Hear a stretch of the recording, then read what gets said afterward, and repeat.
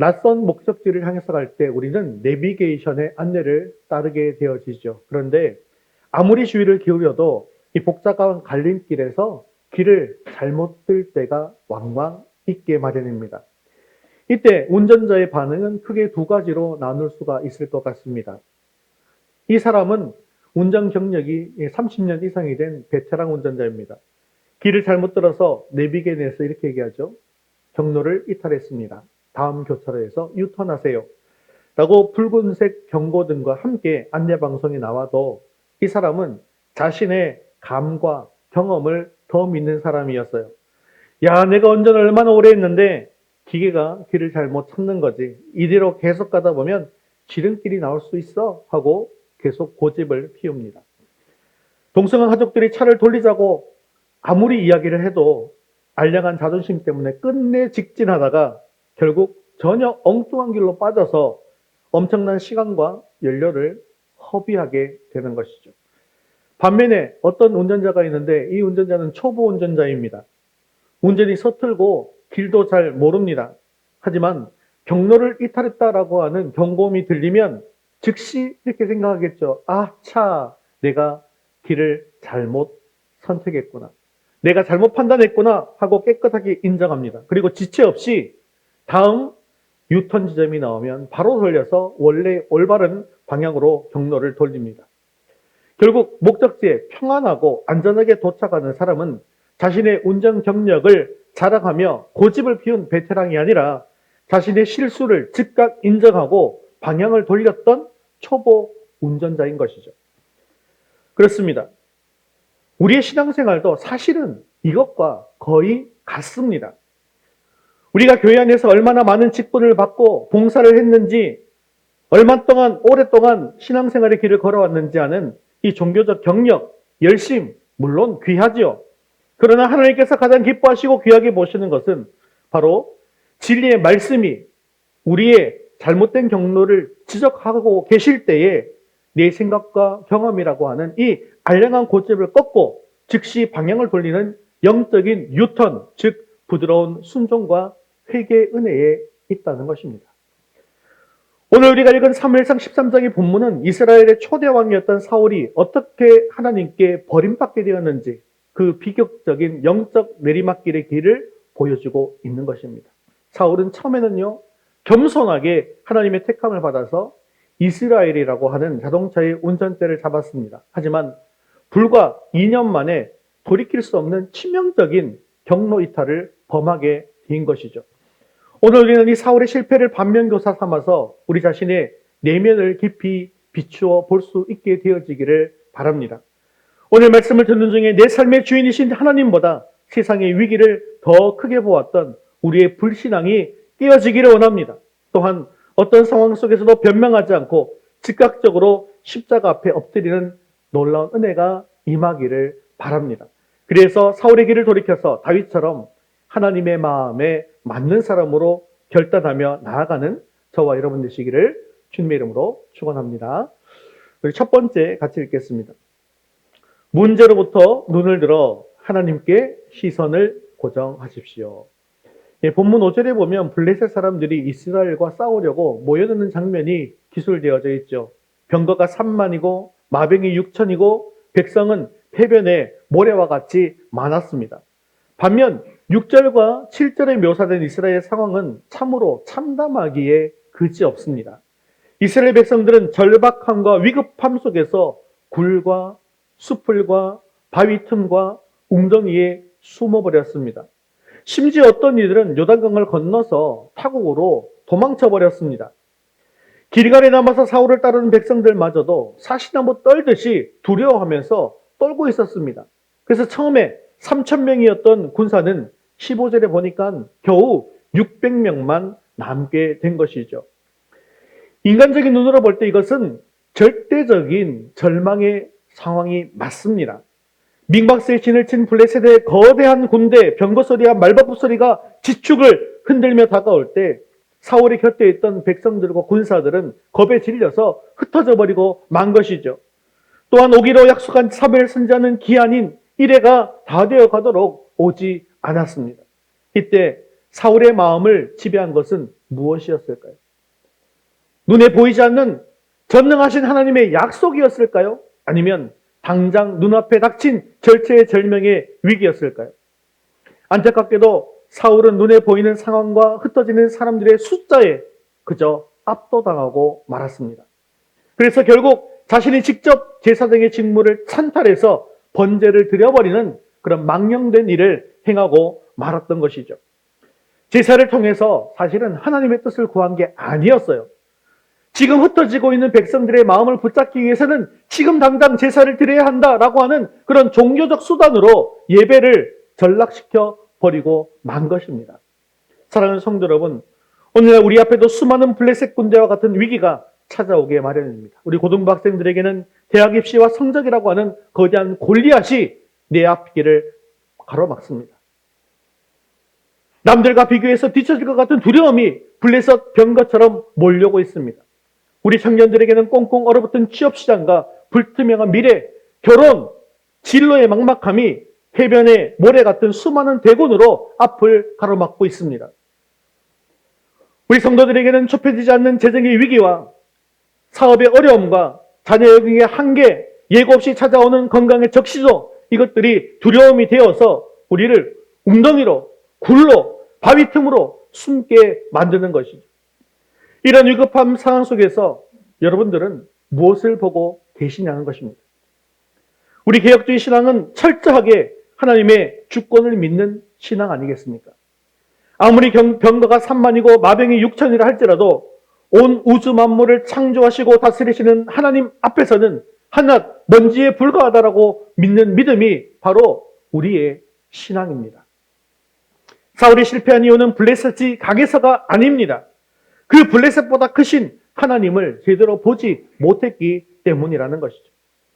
즉 전쟁의 승패는 군사의 수에 달려있는 것이 아니라 여호와 하나님의 손에 달려있다라는 사실을 사울은 완전히 망각했던 것입니다. 우리가 삶의 위기 속에서 불안해하고 조급해하며 내 인간적인 잔머리와 편법을 동원하려고 한다고 한다면 그것은 단순한 실수가 아니라 하나님을 내 삶의 진짜 왕으로 인정하지 않는 영적 교만과 불신앙이라는 거예요. 다윗이 거인 골리앗과 싸우러 앞에 나아가게 되어질 때 그가 의지한 것은 사울의 칼이나 사울의 갑옷이 아니었습니다. 그는 만군의 여호와의 이름, 곧 나를 다스리시고 통치하시는 하나님의 주권적인 능력을 의지해서 물맷돌 5개를 들고 나아갔고 그것으로 승리한 것입니다. 사랑하는 성도 여러분, 상황이 아무리 다급해도 내 생각과 내 경험을 앞세우지 마십시오. 세상의 힘이 아무리 커 보여도 흩어지는 사람의 마음을 붙잡으려고 하나님의 방식에 대해서 타협하려고 하지 마십시오. 오히려 위기의 순간일수록 우리는 시선을 바꾸어야 하는 것입니다. 내 시선을 만물의 주관자이신 삼위일체 하나님께로 고정해야 하는 것입니다. 오늘 우리가 드릴 헌신송의 이 찬양의 가사처럼 내게로부터 눈을 들어서 주를 보기 시작할 때 비로소 우리는 주의 일을 볼 수 있게 되는 것입니다. 인생의 황폐한 땅 한가운데에서도 사람을 보지 말고 크고 전능하신 하나님께 시선을 고정할 수 있기를 바랍니다. 모든 시선을 주님께 드릴 때 비로소 내 삶의 두려움이 다 떠나가고 하나님이 일하시기 시작하십니다. 문제보다 크신 하나님을 바라보며 상황에 함몰되지 않고 하나님의 전능하심을 끝까지 신뢰함으로 승리하시는 저와 여러분 되시기를 주님의 이름으로 축원합니다. 우리 두 번째 같이 읽겠습니다. 부득이했다는 핑계를 넘어서서 철저히 회개하십시오. 자, 사울이 자신의 손으로 직접 번제 드리기를 마치자마자 사무엘 선지자가 10절에 보면 도착하고 있습니다. 사무엘이 사울에게 왕이 행하신 것이 무엇이냐라고 준엄하게 꾸짖었을 때에 이 사울의 반응을 우리는 유심히 살펴보아야 합니다. 그는 결코 무릎 꿇지 않았습니다. 또한 가슴을 치고 회개하지도 않았습니다. 그 대신 그는 아주 논리적이고 그럴듯한 세 가지의 핑계를 대고 있는데요. 11절과 12절 말씀 같이 읽겠습니다. 사무엘이 이르되 왕이 행하신 것이 무엇이냐 하니 사울이 이르되 백성은 내게서 흩어지고 당신은 정한 날에 오지 아니하고 블레셋 사람은 믹마스에 모였음을 내가 보았으므로 이에 내가 이르기를 블레셋 사람들이 나를 치러 길갈로 내려오겠거늘 내가 여호와께 은혜를 간구하지 못하였다 하고 부득이하여 번제를 드렸나이다 하니라. 사울은 자기 잘못의 원인을 다른 곳으로 돌리죠. 세 가지가 뭡니까? 도망간 백성 탓, 그 다음에 지각한 사무엘 탓, 그리고 쳐들어온 블레셋 군대 탓을 하는 것입니다. 자신은 나를 구하기 위해서 부득이하여서 어쩔 수 없는 선택을 했다고 이야기하고 있는 거예요. 상식적으로 한번 생각해 보세요. 이 상황에서는 누구라도 이렇게 했을 것 아니겠습니까? 라고 항변하고 있는 것입니다. 그런데요, 이 부득이하여라고 하는 단어 속에는 인간의 전적 타락이 가져온 끔찍한 자기 중심성이 그대로 녹아 있는 것입니다. 에덴 동산에서 선악과를 따먹은 아담이 뭐라고 얘기합니까? 하나님이 주신 저 여자 때문에요. 하와는 뭐라고 그러죠? 저 뱀 때문에요. 라고 핑계를 댔던 그 죄악의 본성이 사울의 입술을 통해서 반복되고 있는 것입니다. 그러나 성도 여러분, 하나님 앞에서는 어떤 상황 논리도 불순종을 정당화할 수 없다는 사실을 기억하셔야 합니다. 인간은요, 자기 잘못을 정당화시키는 데는 천재적인 소질이 있다는 것도 기억하셔야 됩니다. 그래서 우리는 죄를 짓고도 너무나 쉽게 이야기합니다. 상황이 너무 안 좋아서 어쩔 수 없었어요. 남들도요, 다 이 정도 편법은 쓰잖아요. 경쟁사회에서 살아남으려면 부득이한 일이었습니다. 부모님이, 직장 상사가, 또 심지어 교회가 내게 상처를 주었기 때문에 내 신앙이 이렇게 차갑게 식어버린 것입니다. 하지만 기억하십시오. 하나님이 우리에게 찾으시는 것은요, 무결한, 완벽함, 완전함이 아니라는 것입니다. 하나님 우리가 연약해서 넘어질 수밖에 없는 한낱 진흙과 같은 존재임을 이미 알고 계시더라는 겁니다. 사울과 다윗의 본질적인 차이가 무엇인지 아십니까? 과연 다윗이 사울보다 죄를 더 적게 지었을까요? 아닙니다. 도덕적인 잣대만으로도 본다 할지라도 다윗이 저지른 간음과 살인 교사라고 하는 이 끔찍한 죄를 저지른 다윗의 죄가 이 사울의 조급함보다는 훨씬 더 무겁고 악독해 보이지 않습니까? 그러나 다윗이 이스라엘 최고의 성군으로, 특히 하나님의 마음에 맞는 사람으로 남을 수 있었던 이유는 오직 한 가지입니다. 나단 선지자가 그 사람이 바로 당신이다 라고 죄를 지적했을 때 다윗은요, 아니에요. 내가 잘못한 것이 아니라 밧세바가 나를 유혹해서 그랬던 거예요. 나는 왕이잖아요. 나는 뭐든지 할 수 있는 상황인데 부득이한 경우가 아닐까요? 라고 변명하지 않았다는 거예요. 그는 즉시 엎드려서 침상에 젖도록 눈물로 통곡하고 회개했습니다. 마태복음 21장에 나오는 두 아들의 비유도 한번 기억해 보십시오. 아버지가 포도원에 가서 일하라고 명령했을 때 첫 번째 아들은요, 예, 가겠습니다라고 이야기했어요. 근데 갔을까요? 안 갔을까요? 안 갔습니다. 첫 세술에 능하고 입에 발린 소리는 잘하지만 그의 실상은 불순종이었던 것입니다. 그러나 둘째 아들은요, 싫습니다. 나는 못 갈 것 같아요. 라고 거절했어요. 하지만 나중에 자신이 잘못을 뉘우치고 돌이켜 포도원으로 향했습니다. 주님은 이 뉘우침, 즉 생각과 뜻을 아버지의 뜻에 맞추어서 돌이키는 회개에 대해서 참된 순종으로 보신 것입니다. 여러분, 혹시 시험 성적 때문에, 취업 준비 때문에 주일 성수를 타협하고 예배 자리를 떠나면서 하나님, 저도 어쩔 수 없잖아요. 좋은 대학 가야 되고요. 좋은 직장 취직해서 영광 돌리면 되잖아요. 라고 부득이함을 방패삼으로 삼지 마십시오. 우리 성도님들도 사업상의 관행이라는 이름 아래 정직하지 못한 이익을 취하거나 사람들과의 갈등 속에서 미움과 쓴뿌리를 아직도 가득 품고 있으면서 저 사람이 먼저 잘못했기 때문에 내가 이러는 것은 당연하지 않습니까? 라고 스스로를 합리화하고 계시지는 않는지 돌아보시기를 바랍니다. 사랑하는 성도 여러분, 하나님 앞에서는요, 부득이한 죄 이런 것은 없는 것입니다. 하나님은 우리가 결코 완벽하기를 원하시는 것이 아니라는 사실을 기억하십시오. 주님은 달과 같이 내 작은 마음을 돌이키는 그 회개의 눈물을 원하신다는 것입니다.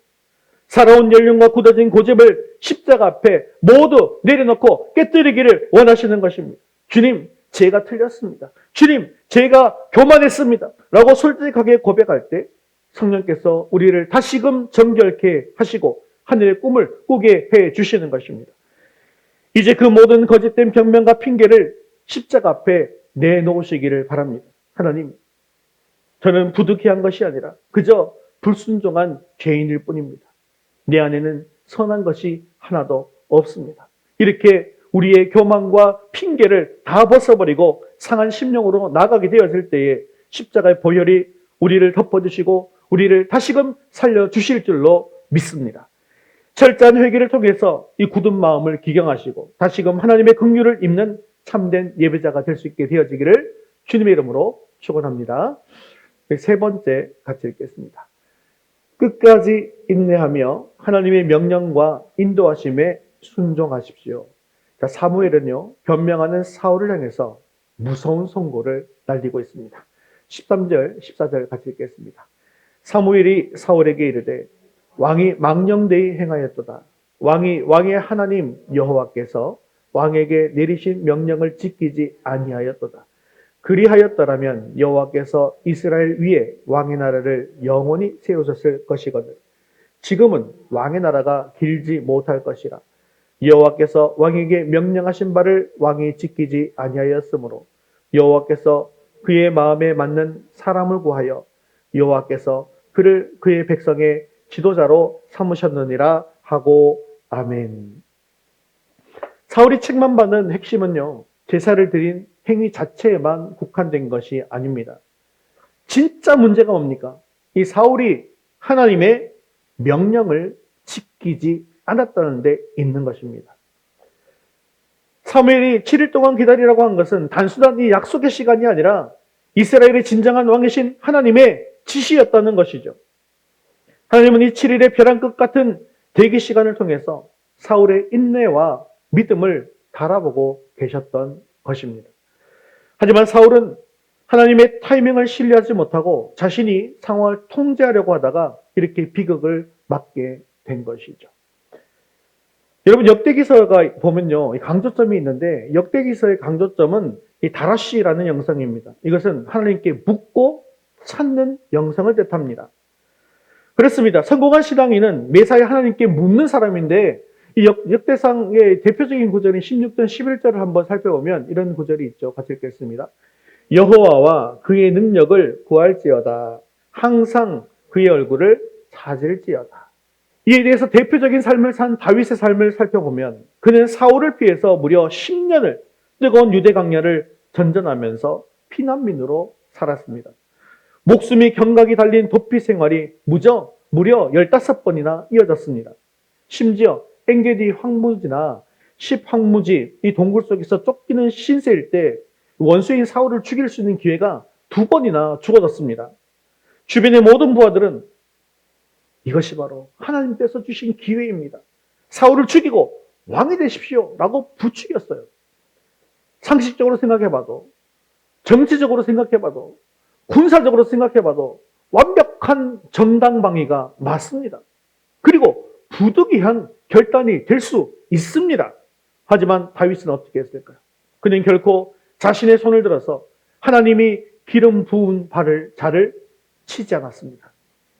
원수를 갚는 것, 내 인생의 문제를 해결하는 것, 억울함을 푸는 것조차 내 방식과 내 속도대로 하지 않고 철저히 하나님의 주권적인 손에 맡겨드렸던 것입니다.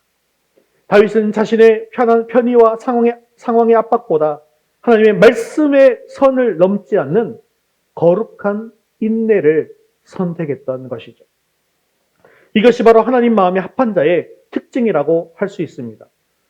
내가 아무리 공경에 처한다 할지라도 순종할 수 있는 사람, 세상적인 힘과 능력이 없어도 피하지 않고 하나님만을 의지하는 사람, 이 사람이 바로 영적인 승리자가 되는 것이죠.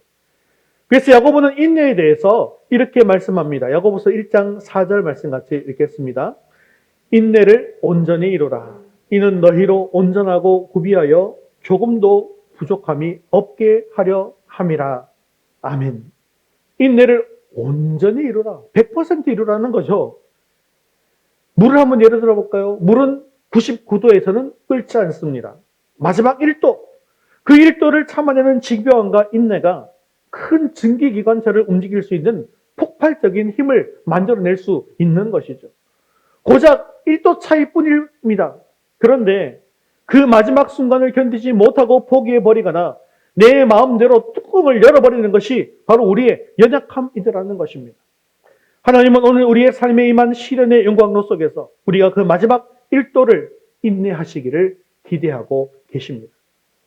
사랑하는 성도 여러분, 삶의 문제 앞에서 해답이 보이지 않고 응답이 지연되고 답답하십니까? 내가 계획한 대로 길이 열리지 않아서 혹시 초조하십니까? 근데 그때가 바로 하나님께서 여러분들의 믿음을 달아보시는 영적인 대기실에 기다리고 있는 순간인 것입니다. 혼자 섣불리 결론 내리지 마십시오. 내가 억지로 문을 열고 앞서 나아가려고 하지 마십시오. 잠시 눈을 감고 하나님, 제가 주님보다 앞서지 않게 하옵소서. 주님의 선하신 인도하심을 믿고 끝까지 기다리게 하옵소서라고 기도하시는 것입니다. 그리고 우리가 전능하신 하나님을 참으로 믿는다면 그렇게 끝까지 기다려야 하는 것입니다. 내 삶의 모든 시선을 주님께 온전히 맡겨드렸다면 이제 응답의 시간표도 주님께 맡겨드리셔야 하는 것입니다. 내가 조급해서 내 손으로 번제를 드리는 순간 일은 더 꼬여버리고 맙니다. 기다림은 아무것도 하지 않는 것이 아니라 가장 적극적으로 하나님의 주권을 인정하는 강력한 믿음의 행위다라는 사실을 기억하시기를 바랍니다. 내 이해를 뛰어넘는 하나님의 섭리와 주권을 인정하여서 어떤 처지에서든 인내로서 하나님의 말씀에 순종하기로 결단할 때 하나님께서는 가장 완벽한 때 가장 영광스러운 방법으로 여러분의 삶을 이루어 세우실 것입니다. 이 믿음으로 끝까지 인내하며 순종함으로 승리하는 저와 여러분 되시기를 주님의 이름으로 축원합니다. 말씀을 맺겠습니다. 사랑하는 성도 여러분, 아브라함은요, 하나님의 약속을 기다리지 못하고 조급함을 가지게 되었습니다. 결국 애굽 여인 하간을 통해서 이스라엘을 얻는 뼈아픈 실수를 범하게 되고 말았죠. 그러나 하나님은 끝까지 당신의 약속을 이루어 주셨습니다. 100세가 된 아브라함에게 이삭을 안겨주셨습니다. 즉 인간의 조급함은 언제나 불순종의 사생활을 낳게 된다는 거예요. 하지만 하나님의 약속을 굳게 붙들고 기다리는 자는 생명의 열매를 얻게 된다는 교훈이 있습니다. 오늘 본문의 사울왕은 화려하게 시작했습니다. 하지만 영광의 자리에서 불행의 늪으로 스스로 걸어간 비운의 사람이 되고야 말았습니다. 하나님보다 그는 상황을 두려워했습니다.